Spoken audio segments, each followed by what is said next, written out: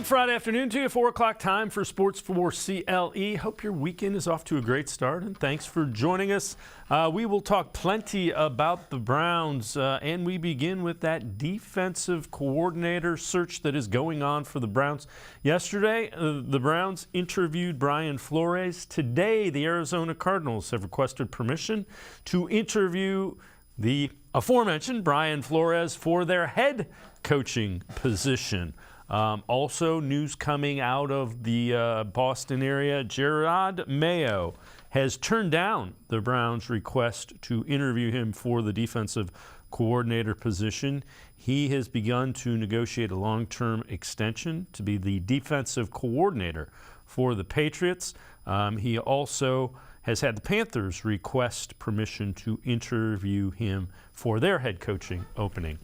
With that, let's welcome in Tim Bielik from the Plain Dealer as well as cleveland.com. So, Tim, the names that we know were Mayo, who is now no longer in the running, Schwartz, Flores, who now gets a head coaching request to be interviewed, and then Desai, who's still coaching his Seattle Seahawks defense. What do you think what's the fit? Who's the best fit? What do you think the Browns need in that defensive coordinator position that they're searching for? Well, I think the big thing they need is leadership and a guy that, is going to be, instilling some mental toughness in this defensive group. Because what we saw for the Browns this past season was, it seemed like, things would be going along pretty smoothly for a little while. And then all of a sudden adversity hits. Like they gave up a big play for a touchdown.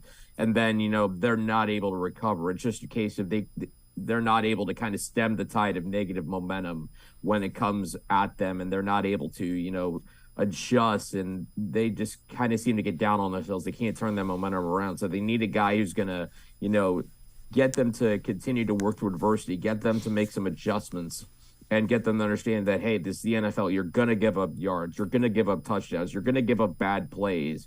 But it's what you do next after that matters. And, I mean, the Steelers game is a perfect example. The first half, they forced that turnover on the goal line. Everything looks good in the first half. And then all of a sudden on that 3rd and 15, Kenny Pickett finds a wide open George Pickens. And from there, the defense kind of fell apart, the rest of the way into the second half. And that was a big reason why they lost. And in a way, it was kind of a microcosm of the entire season. So I think it's just kind of toughness, number one, and number two, finding a way to get the most out of this group, especially, using what the players have, what they're able to do to their advantage. I've talked before about, some of their best players are at their best going downhill and attacking the line of scrimmage.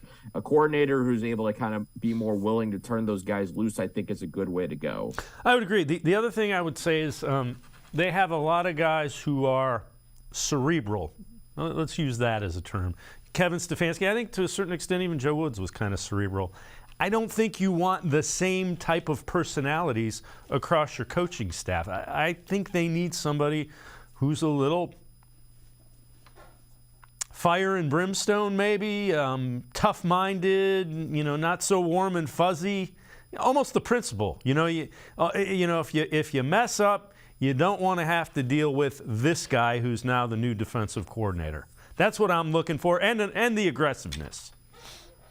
Yeah, I mean, you got to have some of that on defense. And like I've said before in the show, I think a big thing with me, my criticism of Joe Woods has been that at times it seemed like this defense has not been ready to play, that they haven't had the energy you need to play defense. And I think a lot of that comes, from energy and toughness and kind of an aggressive attacking mindset. And it felt like that was never really there this past season, from start to finish. There were times when they looked aggressive, but, by and large, it was kind of a passive type of approach, kind of let everything come to them instead of trying to make the opposing offense react to what they were doing as opposed to the other way around. Yeah, I agree with you. And again, it's not something you can manufacture. You have to be that type of personality, because if you put on an act, professional athletes are going to sniff it out before most people, without question.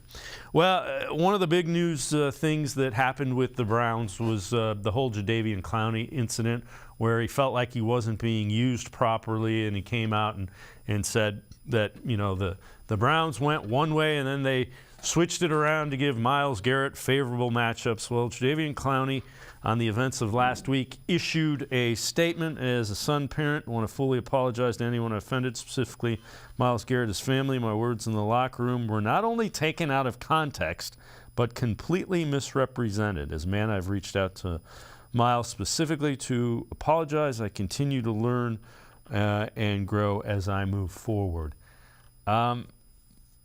The article he's referring to was written by Mary Kay Cabot, who has been covering the Browns for 31 years, which is longer than Myles Garrett or than Jadeveon Clowney has been alive.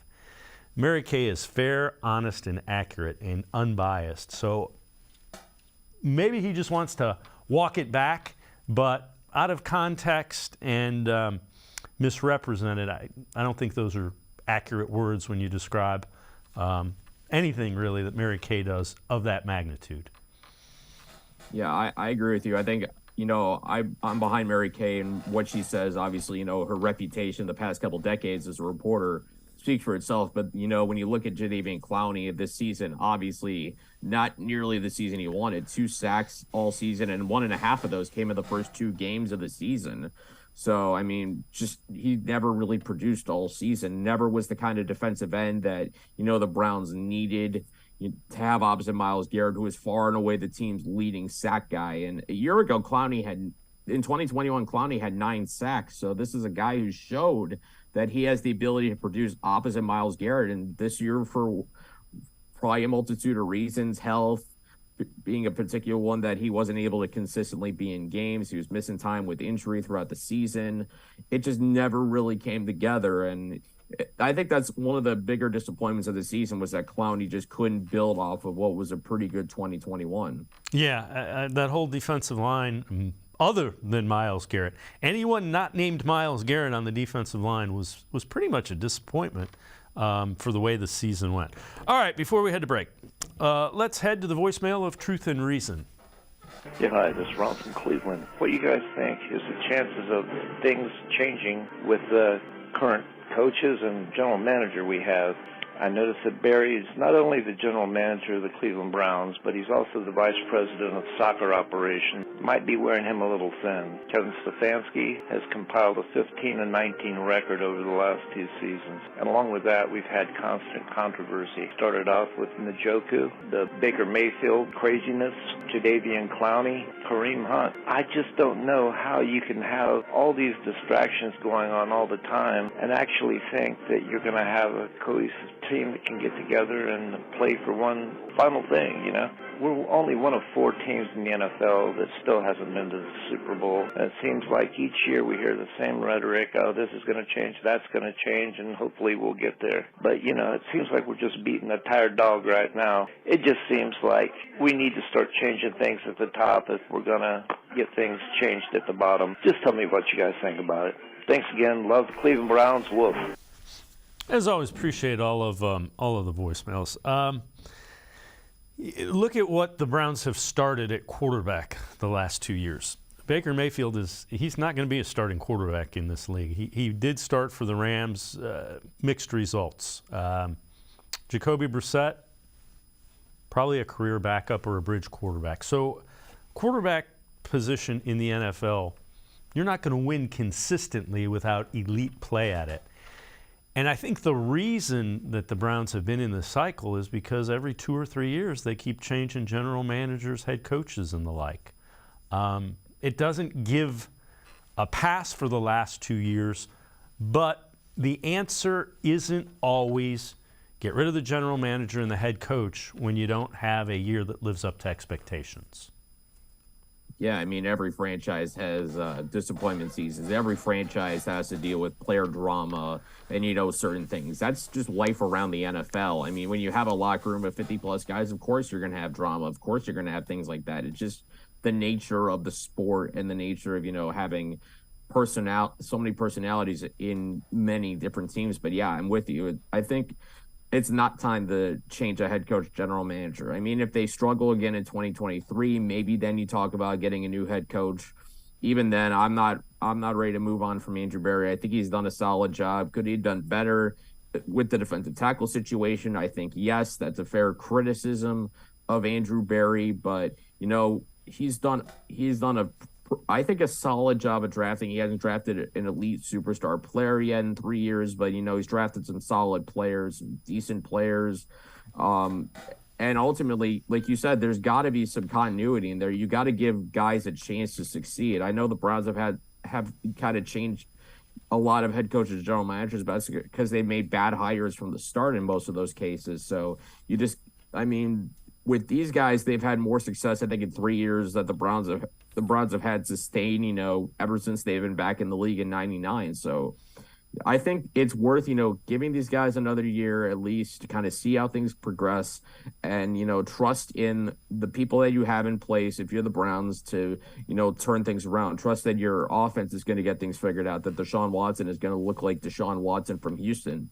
Trust that whoever you hire as defensive coordinator is going to get this unit playing up to its potential. And if they do those things, then you're going to see success. I'd be completely stunned if you saw those two things and this team was still in the same place next season. Yeah, and again, I'm not. I understand the point. One of the original franchises, one of only 4 that hasn't been to the Super Bowl. I get it. 2 subpar seasons in a row. I get it.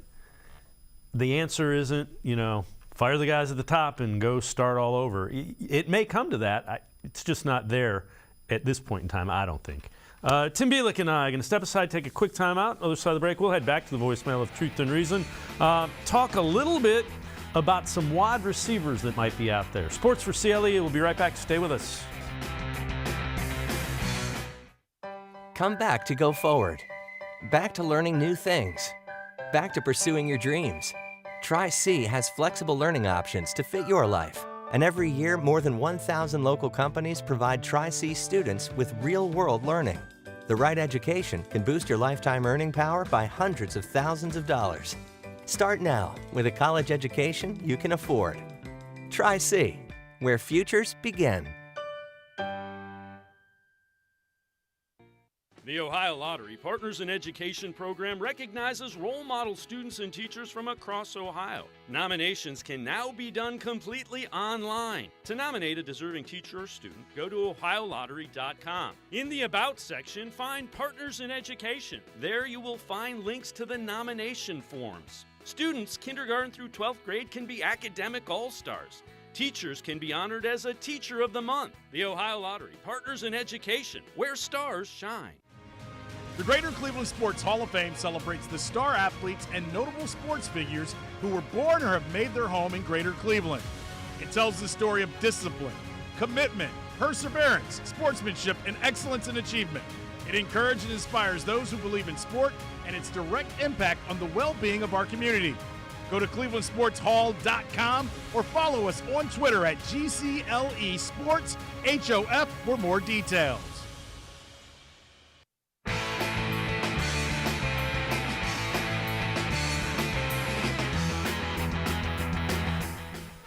We continue talking Browns with Tim Bielik from the Plain Dealer and cleveland.com. Let's head back to the voicemail of Truth and Reason. Hey, Dave Frank from Cleveland. Couple trade scenarios. Let's see, the Browns got 2 4ths and 2 5ths in the upcoming draft. Would you trade a 4th and 5th for DeAndre Hopkins and a 4th and 5th for DeForest Buckner, depending on if Deshaun will rework his contract, restructure it, and same with Myles Garrett to get some help on the defensive line and an offensive wide receiver. Love the show, Dave. Be good, brother. Love you, man. As always, appreciate all the voicemails. If you can get either of those guys or both of those guys for a 4th and 5th, yes. I know Buckner's coming off of a little bit of a subpar year and has a big number. But yeah, if it is not cost prohibitive in terms of what you have to give up, you can never have enough good players. And those are 2 pretty good players. Yeah, definitely. If I had to pick between the 2, though, I would probably go DeForest Buckner just because, he's at a position of dire need for the Browns at defensive tackle. I know I was looking at the draft class already that this is a good year for defensive tackles, but if you're the Browns, you cannot solve this problem with rookies. You have to get veterans, guys who have a proven track record of success to, fill those holes. And I look at DeForest Buckner, he's still on the other side of 30, which is good news. And there's the potential, I guess, you may not even need to trade for him, because looking at his contract, according to SpotRack.com, the Colts could cut him, before at the start of the league year and free up almost $20 million of cap space and have zero dead cap money. That's not to say they will cut him, but, if they could be well inclined to move on from him, considering where they are as a franchise, that, they have to get a young quarterback. That team just kind of bottomed out this season and just kind of completely collapsed, from, the last couple of seasons where they may have gotten veteran quarterbacks, but at least they were competitive. This year, not even close. But I would take Buckner in this case. And with Hopkins, again, he's obviously an elite receiver. There's no question about that. Possible Hall of Famer, maybe. But again, he's going to be on the wrong side of 30 heading into next season. There's just a lot there that doesn't seem as right about DeAndre Hopkins. I know he's a name, but I don't think he fits what you're looking for at receiver more compared to what Buckner can give you at defensive tackle. That's fair enough. All right, along those lines, this is from Dog Pound Daily. 3 reasons the Browns should avoid trading for DeAndre Hopkins. Number 1, OBJ 2.0, concerned with limiting targets to skilled positions. I think they're going to throw the ball more, but different story for a different time. Number 2, wide receiver is not the issue. Number 1, Browns have cap space, draft capital. Again, if it's not cost prohibitive, I'd listen to it, because I think the offense is going to look drastically different. You're going to see more 3 wide receiver sets, maybe even some 4 and some empty. But if it costs too much, I wouldn't do it. Let's turn it this way. If the Browns add a veteran wide receiver, Tim, what skill sets would you be looking for? I would be looking for pure speed, a guy who can, go from the slot and anytime he's on the field, be a threat to, strike down the field. I think that's the one thing that was missing from the 6th game with Deshaun Watson is Anthony Schwartz didn't play. There's questions. I do have concerns about his health. I believe it's his 2nd concussion he's suffered. So, I'm wondering, about his health and certain things. And he hasn't quite shown as well from just a pure football perspective what you're hoping to get out of his skill set. They need a guy who's going to be a field stretcher. They need a guy who can fly down the field, just stress safeties. And we know Deshaun Watson can throw the deep ball. We saw that plenty of times in Houston. A couple times he tried to take shots down the field in Cleveland.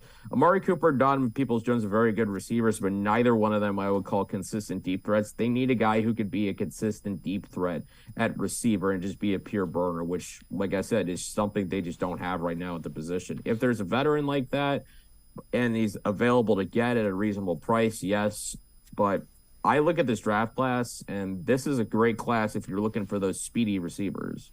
The other thing that you do with a speed receiver, in addition to stretching it, you want to get the ball to him in space. It's almost like a kicker.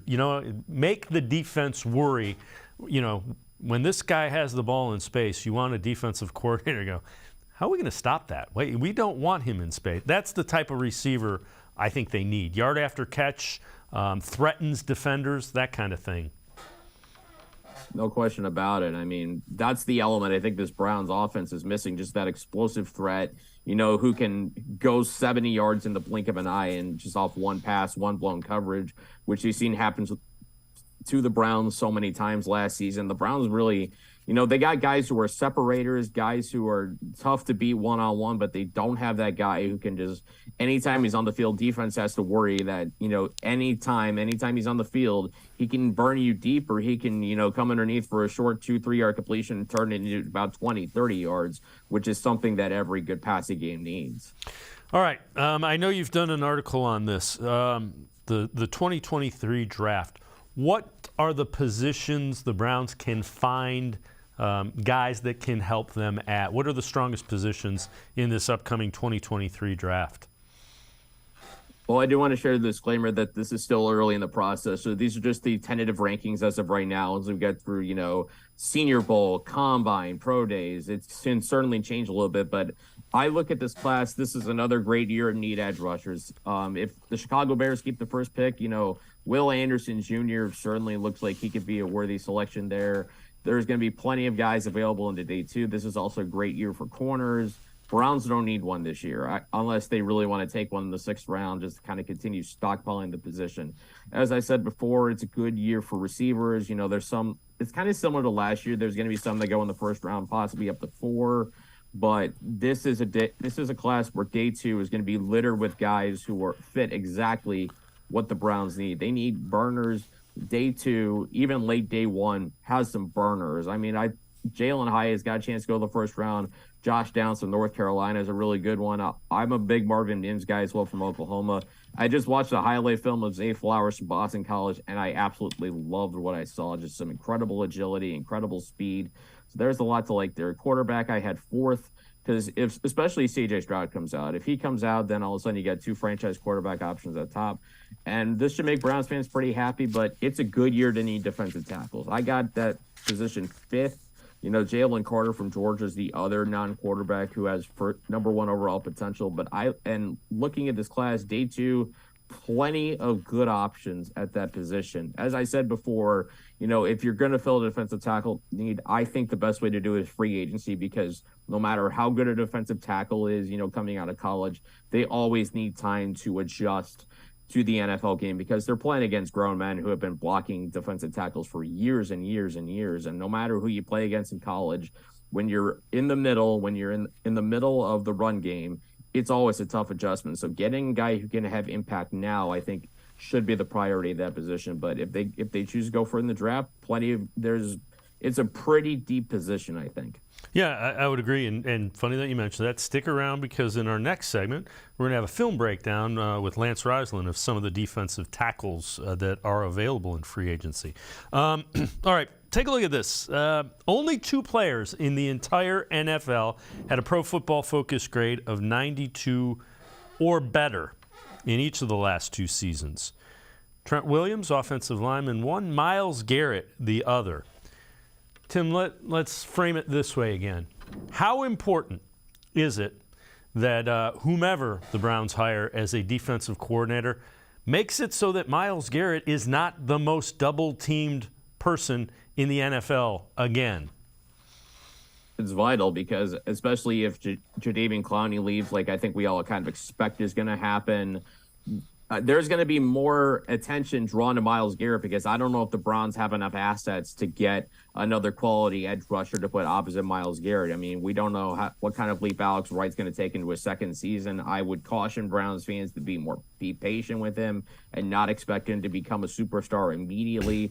He showed plenty of flashes as a rookie, but, still very raw, still needs some coaching to go through. But the big thing with Myles Garrett, and I think it was Washington where we saw this, and they put him in the middle of the defensive line, and he got the sack on Carson Wentz. And I sat there and I'm thinking, where has this been all season? Where has this creativity been to move Myles Garrett around? I know they've put him on from side to side, but also sneaking him into the middle once in a while. I mean, because he's got the power to play inside when they need to put him there, when they want to put him there. Maybe if they have a package where they could put 3 edge rushers on the field at one time. Certainly different things to do to put him in different spots and make an offense have to constantly be looking around for where 95 is at any given point. But yeah, like I said, I mean, part of what a defensive coordinator needs to do, whoever the Browns hire, they need to put the players in the best position to succeed, and they need to be creative and be willing to put them in different positions that an offense isn't expecting. And I think number 1 has to be, how can you put Myles Garrett in positions where, different guys will have to double team more than the other offenses we're preparing for in the weeks.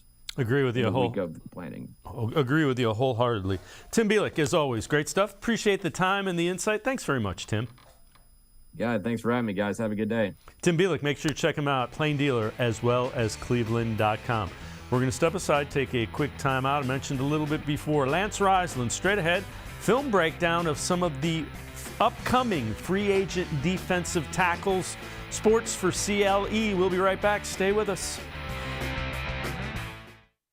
Come back to go forward. Back to learning new things. Back to pursuing your dreams. Tri-C has flexible learning options to fit your life. And every year, more than 1,000 local companies provide Tri-C students with real-world learning. The right education can boost your lifetime earning power by hundreds of thousands of dollars. Start now with a college education you can afford. Tri-C, where futures begin. The Ohio Lottery Partners in Education program recognizes role model students and teachers from across Ohio. Nominations can now be done completely online. To nominate a deserving teacher or student, go to ohiolottery.com. In the About section, find Partners in Education. There you will find links to the nomination forms. Students kindergarten through 12th grade can be academic all-stars. Teachers can be honored as a Teacher of the Month. The Ohio Lottery Partners in Education, where stars shine. The Greater Cleveland Sports Hall of Fame celebrates the star athletes and notable sports figures who were born or have made their home in Greater Cleveland. It tells the story of discipline, commitment, perseverance, sportsmanship, and excellence in achievement. It encourages and inspires those who believe in sport and its direct impact on the well-being of our community. Go to clevelandsportshall.com or follow us on Twitter at GCLE Sports HOF for more details.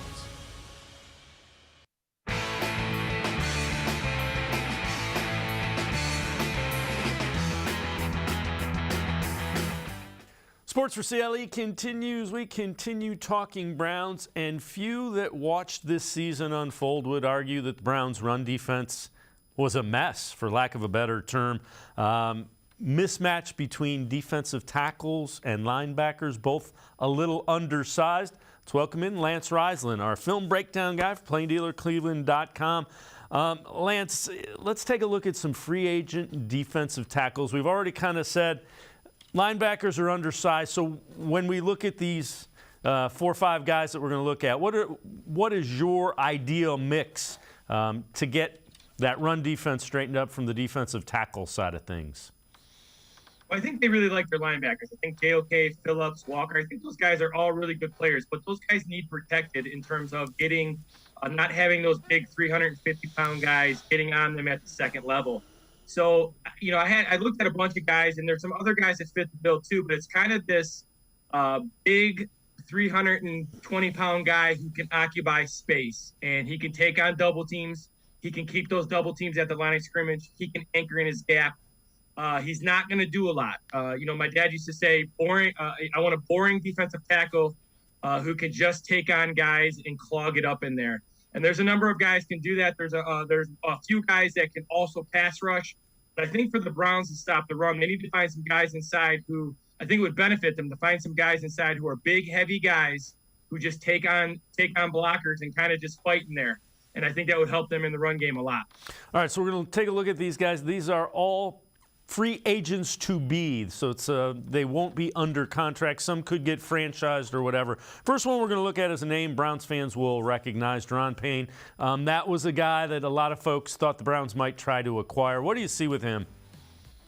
Well, here's taking on the tackle. They're just running an outside zone. They're on the reason I picked this film is just because of his get off. This is what he does both in the run and in the pass. He gets off the ball each and every time. So he's kind of the outlier of the guys, in my opinion. He gives you the best of both worlds. I don't know if the Browns necessarily can get a pass rusher and a guy who can stop the run. Those guys are really hard to come by. Daron Payne is at the top of my list in terms of a guy who can be heavy, take on double teams, be violent with his hands, anchor in his gap, but he can still stay in there. He can be a 3-down guy. He can get off the ball. He can pass rush. Here he just overpowers the tight end. You see this a lot. He's a guy who's productive, 64 tackles, 11.5 sacks, 18 tackles for a loss this year. So he was really productive in both the pass and the run. Again, he's a guy who does both very well. And I think the Browns need a guy like this, but at least a guy who's heavy in there and can take on the run. But his hands, his ability to get off the ball, they're special. Yeah, and relative to Payne with the Browns, think about lining him up potentially next to Myles Garrett and what that would do to that part of the offensive line, having to do those two guys lining up to next to each other. Well, I think what these guys, and obviously Ron Payne would be awesome, I think what these guys would do is that they would put the Browns in better third down situations. So the Browns right now, they're in bad down and distances on third down, which doesn't allow them to use their strength, which is their edge rushers, and their secondary. Spend a lot of money in that secondary, and they don't get to it a lot because the offense is at 2nd and 5 or less, or 2nd and 6 and less. So I think with a guy like Deron Payne or these other guys that I watched on film, it's going to get the Browns to 3rd and long, which the Browns 3rd and long can be pretty successful, like most teams. But the Browns have an elite pass rusher in Myles Garrett, and they have an outstanding deep secondary. So these guys not only lining up next to each other, but these guys can get the offense to a down and distance that gets the Browns to their strengths. So the next guy we're going to take a look at is Dalvin Tomlinson, currently with the Vikings. We're going to look at him when he was with the Giants. What do you see with Tomlinson? You're going to see here, again, this is a classic case. So he's in the middle of the screen here, and he's going to take on the double team. He does a really good job. First of all, I like him. He's a no-nonsense guy. He's a non-drama guy. So he's going to be a guy who doesn't do anything that's going to cause issues off the field, at least at this point. And what I like about him here is you're going to see the center and the left guard both have to stay on. And if you can see at the end of the play, number 59, who does not make the play, he's going to run into the screen here. That's the guy they're double teaming to. And if he doesn't make the play, 59's there to make the play. And this is what a good defensive tackle does. He makes that double team stay with him so they can't get off and get to the second level. And you can see that center's trying to get off, but he just doesn't let it happen. And by doing this, he allows those linebackers to run free. And the Browns linebackers were really good. So this is just a really good job of getting into this guy. Again, a guy who's violent with his hands. He anchors in there. He's another guy. He's 6'3". He's 325. Just a big guy who can anchor in there and allow those linebackers to make plays. And you and I talked about occupying double teams. That was a classic example of it with Tomlinson. Took up 2 of the blockers. All right, the next guy is Derek Nottie, and he is with the Chiefs. We're going to take a look at him back when he was in college at Florida State. Well, not a lot of film on him this year in terms of watchable film or film that you can get in terms of what I really like. But this is, when you look at the end zone copy here, he does a great job of using his height. So he's only 6'1", he's all of 320. He uses great leverage to get underneath blockers. Again, he fits that bill of a guy who's going to anchor in there. He's very violent with his hands. He recreates the line of scrimmage. He's got to improve a little bit in the pass rush. He's not great, but I don't think the Browns need that. And he's got to make play. This year he wasn't great, but again, he's a guy who's a big body. He's a free agent. I think he's a guy that can help in the run. He's not going to make a ton of splash plays, but he's going to make a ton of plays like this because he does the same thing with the Chiefs in terms of moving people backwards and making plays in the backfield. So, again, that's Nottie, who currently plays for the Chiefs, so still playing this season. Somebody to listen out for, will be a free agent at the end of the season. All right, Sheldon Rankins is the next one. Currently with the Jets. We're going to take a look at him from his time with the Saints. So, again, he played a little bit better, more productive with the Saints than he has been so far with the Jets. He's another no-nonsense guy. You're not going to read about him in the offseason doing the wrong things. He's incredibly productive. Now he's a little as undersized as I want to get. He's about 6'1", about 305 pounds, which is funny to say in the NFL, but that's almost undersized now for a defensive tackle who's an anchor guy. He's another guy like kind of a version of Payne, where he can give you a little bit more in the pass rush than some of these other guys. But again, you're going to see him now. He gets off the ball. He's going to cause a mess here. This is a classic power that everybody runs in the NFL. And by getting off the ball, he blows up his guard, into the pulling guard, into the fullback. It just kind of makes a mess here. This is a classic example of a defensive tackle causing a pile, simply getting off the ball, getting into his responsibility, and moving the line. So this is, he's a guy who does this all the time. Highly productive with the Saints. Not as productive with the Jets, but again, a guy with a high upside. So the last one that we'll look at, Justin Ellis, currently with the Giants. So he's still playing this season. This is film of him with the Ravens, though. Again, a guy, not a lot of film from him this year. So in terms of usable film, what I like about him, though, he's 6'2", he's 350. He's going to give you absolutely nothing in the pass rush game, which for me is okay in terms of if you're going to get a guy at a good price that can do what you need here. And you're going to see a classic case here. He's down at the 3-tech. He is going to occupy both the center and the guard and not get moved out of that A gap. And that center reaches to him, and he just stands there and stands his ground. He actually moves the double team backwards, and he did some this year. Again, not great film to watch and see from a learning perspective, but this is one of my favorites in terms of this is what he's going to give you. He's going to give you first and second down. He's going to be violent with his hands. He's going to stay in the gap he's responsible for. He's going to keep that double team on him. And again, you can see the linebackers are free. Guys in the secondary are free because he's taking on all those guys up front. And again, we touched on it at the beginning of this. With the speed that the Browns have at the linebacker position, JOK, Tony Fields, Jacob Phillips, those are all kind of undersized guys that run sideline to sideline. It's critical to get somebody that will keep them clean. Yeah, and that's who they are. So that seems like that's their body type at the linebacker. And that body type to me makes a lot of sense in terms of what they're trying to do. Obviously, schematically, they're going to change a little bit. But if they're a four-front defense, they've got to keep those linebackers free. And the only way you do that is by getting these massive humans inside who can just take on doubles. And these guys are guys, besides Deron Payne, who is to me is an outlier, they're guys who aren't going to make a lot of plays. They're guys that people aren't going to know about. They're guys who are not going to show up on the stat sheet very much. But if the linebackers do, that's going to help. And if JOK and these guys can run free, they're going to make plays. They're very good tacklers. They're very good in space. They're very good at attacking the line of scrimmage. They just need to be kept clean because they're all in that 210 to 225 range. And in the NFL, that's undersized. So they got to keep them clean. These are the type of guys that can do it. And Payne, for me, is the guy. He's the ultimate because he's going to give you pass rush too. Yeah, and the other guys that you mentioned, because they don't rush the passer and get the stats, those are going to be the guys that you can get on pretty affordable contracts and deals because they don't pay for occupying blockers in the NFL, which it's what the Browns need. It's a good thing that the Browns need something that should not cost them a lot. And there's other guys out there like Poona Ford with Seattle. There's other guys out there that fit this kind of mold. And I like these guys on film. I watched a lot of film trying to find guys that would fit the bill in terms of what the Browns need.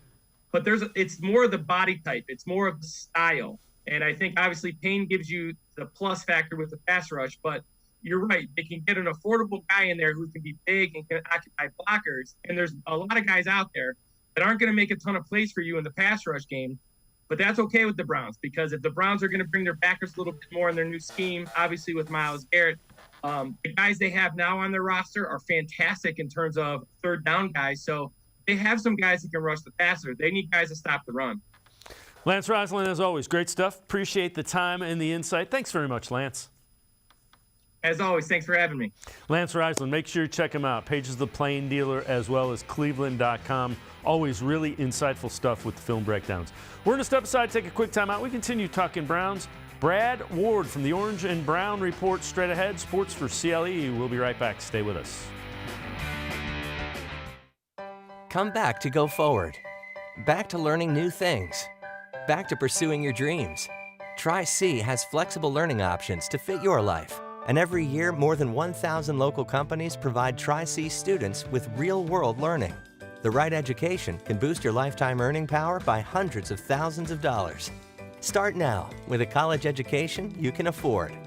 Tri-C, where futures begin.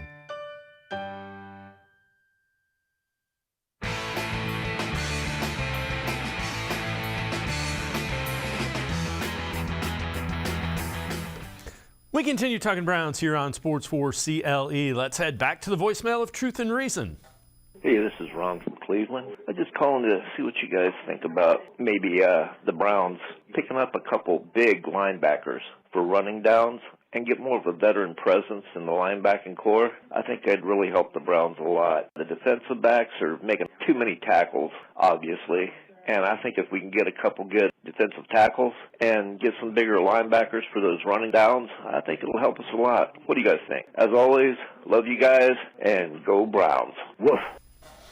As always, appreciate all the voicemails. Let's welcome in Brad Ward from the Orange and Brown Report, as well as the All Eyez on Cleveland podcast. The defensive tackle position has to be upgraded. I I don't necessarily know, Brad, what are your thoughts? Do you think they need bigger linebackers if they get some of the bigger defensive tackles that can occupy blockers? You need one or the other. You can't have small and small in the middle of your defense, but if you get bigger defensive tackles, you can get away with it, I think. Smaller, undersized linebackers. Yeah, I tend to agree with you. I think a lot will depend on the what happens with Anthony Walker. So I think that, like, he was a tremendous leader and is a veteran and was playing his best football of his career when he got hurt. So, you know, where he is as far as injury goes going into next year, if they want to retain him, bring him back, which I think they do, I think, like, you know, he would fill a bigger than some of the other guys linebacker. And same goes with Taki, right? Like, he's your bigger linebacker. Do they want to bring him back? Because those are your rundown linebackers, right? So I think that if they bring those guys back, which I tend to think they might, and supplement that, or more than supplement, but upgrade that defensive tackle position, then I think you're okay with your linebacker room. Yeah, I would agree. You got to get a couple of guys that can absorb double teams. There just isn't a defensive tackle that was good at taking on double teams. All right, I know you've written an article about this for the Orange and Brown Report. Take us through what you think with the defensive coordinators. Now, we know Mayo isn't going to interview. Flores is going to get an interview in all likelihood for a head coaching job with the Cardinals. Who are some of the guys, who do you like, and some other names that we haven't heard yet to listen out for? So my favorite guy since this has started has been Ahiro Evero from Denver, but he is in that same class where he is actually interviewing for head coaching positions right now. But it may be a year too early, and a lot of this has to do with what happens with Sean Payton, right? He's been tied kind of to what Sean Payton does. If Sean Payton goes to Denver, he's not going back. You know what I mean? Like, that's not going to work. So there is the potential chance that, Evero becomes free if these head coaching jobs don't pan out. And I think he is a high-profile guy that the Browns – I saw a couple places are monitoring that situation, obviously, because he's a big-time candidate. I would be surprised as well here if Eric Washington doesn't get a request for an interview from the Buffalo Bills. There's a connection there with Leslie Frazier as the defensive coordinator in Buffalo. I would think a phone call and a vote of confidence from him to Stefanski would certainly probably end up with a request for interviewing him. Now, they're playing right now, so that timeline is a little bit different. Same with Sean Desai, who they already asked to interview, but they're playing right now, so that'll come. He is, Desai is a really interesting guy. The front office may like him a lot. He's Ivy League educated. He's more of a teacher-style coach. Very, very fits what they already have. So if you're, you know what I mean, as far as personality and thinking. So if they're looking to do something different, I think they've got the right idea with, like, Schwartz and Flores, because this is a can't miss, right, Dave? They cannot miss on this one. So I think if you're safe with your Schwartz or you're safe with your Flores hire, both of those I would be fine with. Both those guys are interesting. And I think that they would probably, I would think, interview Jim Leonard as well at some point. Now, we won't hear about that because he's not employed by the NFL. So they don't have to request it to speak to him or anything. So we might hear about it in a leak afterwards or maybe right as it's happening. But I would think that those guys garner interest. Raheem Morris was on that list, but it sounds like Sean McVay is going to stay now as after all signs pointed elsewhere. Sounds like he's going to stay with the Rams, so he will probably stay in his position there unless he gets a head coaching gig. Yeah, the one thing I would say is, and I don't know a lot about Evero. I want a veteran guy. You can't have the stuff that was going on that we found out later where, well, I'm not going to play on this town and this town. I can't imagine. I know Jim Schwartz enough from his time in Cleveland when I was in Berea often. That would not have set well. that would not have set well. and nor should it. So that's the only thing. I think you need somebody that will get after it when things aren't quite right. That's all I want. I lied.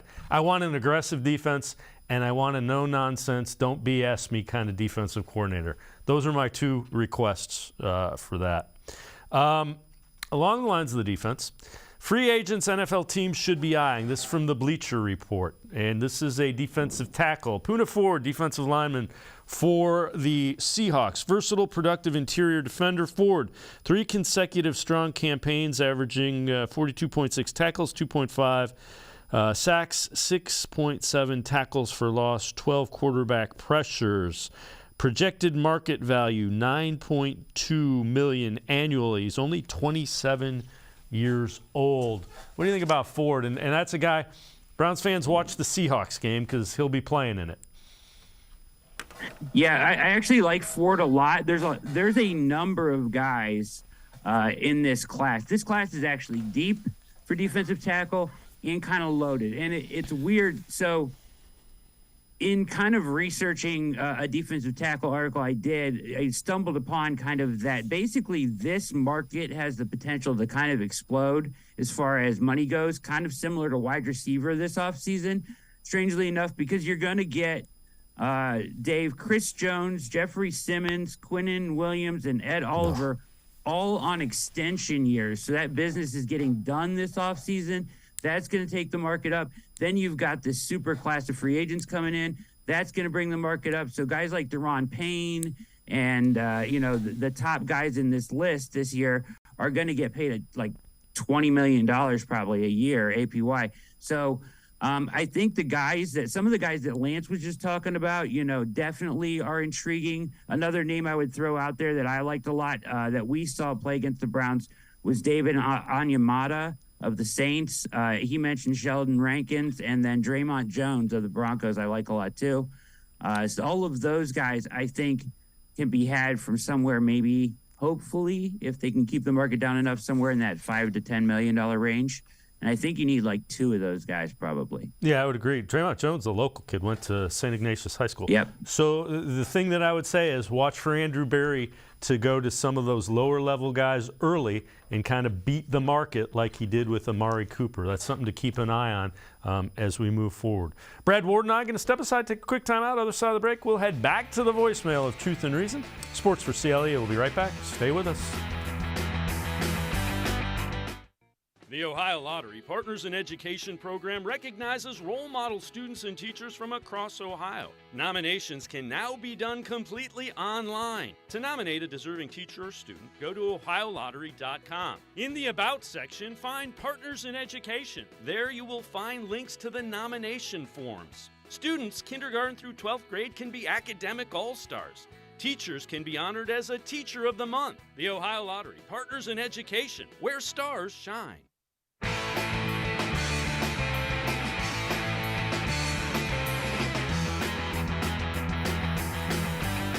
We continue talking Browns with Brad Ward from the Orange and Brown Report, as well as the All Eyez on Cleveland podcast. Let's head back to the voicemail of Truth and Reason. Hi, this is Rico. What is your level of concern with Stefanski being able to adapt to Watson's capabilities? Now, my concern is that Stefanski can make the Jacobys and the Baker Mayfields of the world above average quarterbacks, game management, and play action. My concern with Watson is the off-schedule plays. Is that why the receivers really don't scramble back to the ball? Because of the play call or what Stefanski has taught them? That's my question. Are you guys concerned with that or not? Thank you. Go Browns. As always, appreciate all the voicemails. Brad, that's a legitimate question, and one I think Kevin Stefanski is sharp enough that he'll figure it out, but it takes the wide receivers and the offensive linemen time to get used to a quarterback that scrambles and keeps plays alive. You got to keep playing. Yeah, definitely. It does take some time. I've heard this more so for the offensive line. I'll listen to that, right? But the wide receiver thing, right? And it's concerning. I'll just say, my level of concern is I'm mildly concerned that they didn't figure out more as an offense in general with him for the 6 games they had him. But like wide receivers coming back to the ball. I mean, wide receivers should have been doing scramble drills since they were like in Pee Wee football, Dave. This isn't a new thing, adjusting your route for a scrambling quarterback. That, you know what I mean? Just because Deshaun Watson comes to your team doesn't mean you all of a sudden should now learn how to scramble to the ball. You should have been doing that all through high school, college, whatever. This is not a new thing for football players. So that should not be an issue and an easy fix. So, that I'm not so much concerned as them figuring that out as I am them just figuring out the offense in general. And it sounds like we're going to get some big changes there, Dave. So that I hope will, Watson sounds like he's going to have a pretty good say in what's going to happen here. So I think that they will figure it out this offseason. But I am mildly concerned that they didn't do more with the 6 games they had. Well, that's, I can't argue with that even a little bit. What do you think the offense looks like? I mean, I'm guessing you're not going to see much 2 tight ends, and I'm guessing you're going to see a lot of 3 wide receivers, which means you better go get another wide receiver, another veteran. What do you think the offense looks like? So I think they want to throw the ball more, right? Like they want to throw the ball more, and it's going to drive people crazy, Browns fans crazy with the the Nick Chubb 20 carry narrative that we heard all year, right? But it's just the truth that they do want to throw it more, and they didn't stress defenses vertically or horizontally enough with speed because they just didn't have it this year, right? So that's a huge element of something they need to add. As you mentioned, adding a 3rd wide receiver, and not just a guy like a Schwartz or a David Bell, but they need to add a dynamic 3rd wide receiver who can be on the field for all 3 downs, can run, short routes, intermediate routes, and go deep and stress defenses vertically, right? They need a player that is that dynamic, I think, to round out this offense and make it so that it is a threat down the field. You have 2 guys they feel really good about, but you need somebody that's different in style, right, than the guys that you have, because the 2 guys you have are very similar that way. So that speed threat needs to be there, and not just a guy that you can stick out there, 5 times a game and think that that's going to change the way they defend you like they did with Schwartz. This needs to be a guy that's on the field a lot and can do other things besides run deep routes. As far as the way the offense looks, you're going to see zone read. You're going to see a lot of what Deshaun is comfortable with, right? He's going to be vocal. He's going to talk to Stefanski. I think you'll see probably some additions to the offensive staff even to kind of help smooth this transition. So I think that the offense will look very different. I think they're going to try to throw it a lot. And when they do run, it's going to be a refined running attack from what we've seen in the past. There will always be elements of Stefanski's offense mixed in, but I think you're going to see a lot of a different look next year. Yeah, I mean, you have, by all accounts, you have an elite skill set in your quarterback, and you're paying $230 million guaranteed. You darn well better showcase that skill set. Yep. All right, this is from NFL.com's Mark Sessler, ranking all 32 teams' primary starting quarterback at the end of the season. A little concerning. So Patrick Mahomes 1, Jalen Hurts 2, Joe Burrow 3. Russell Wilson was 27, Deshaun Watson 28, Taylor Heineke 29. And they say Deshaun struggled to mesh with his wideouts, missing open targets, hitting a woeful 58.2% of his throws. Little suggest Watson truly fits Kevin Stefanski's offense. Still next season offers no mulligans that'll lead way for rust. Zero excuses for this coach or his quarterback. And I think that last point is all true. They better figure it out.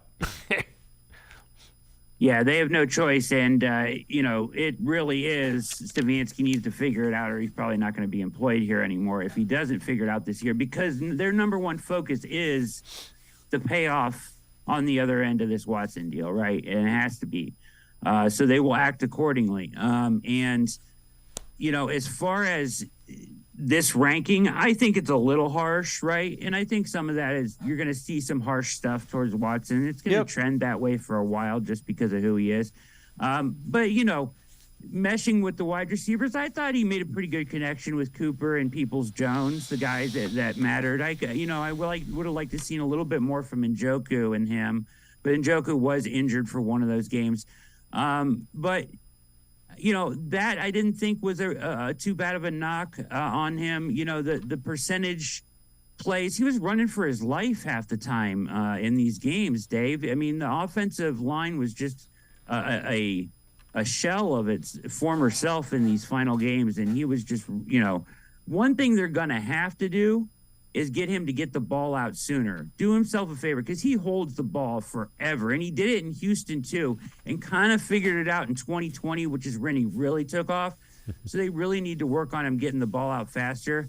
But, I think this is a little harsh. I saw the eye test, him do star, dynamic, elite things that lead me to believe that he will be that top 5 type quarterback again.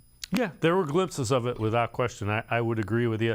Just needs to be more consistent. You would think that would come as he plays a little bit more. Brad Ward, Orange and Brown Report, as well as the All Eyez on Cleveland podcast, as always. Thanks so much for the time and the insight. Thanks, Brad. Thank you, Dave. You're the best, man. Have a good one. Brad Ward, check him out, Orange and Brown Report, as well as the host of the All Eyez on Cleveland podcast. Each week, in conjunction with the Ohio Lottery Partners in Education program, we recognize a role model student from somewhere in the state of Ohio. This week, we head to Walsh Jesuit High School. Natalie Sousa is a junior, but already a leader at Walsh Jesuit. She's also one of the top softball players in the state. Natalie Sousa from Walsh Jesuit High School. This week's Ohio Lottery's Partner in Education, Shining Star.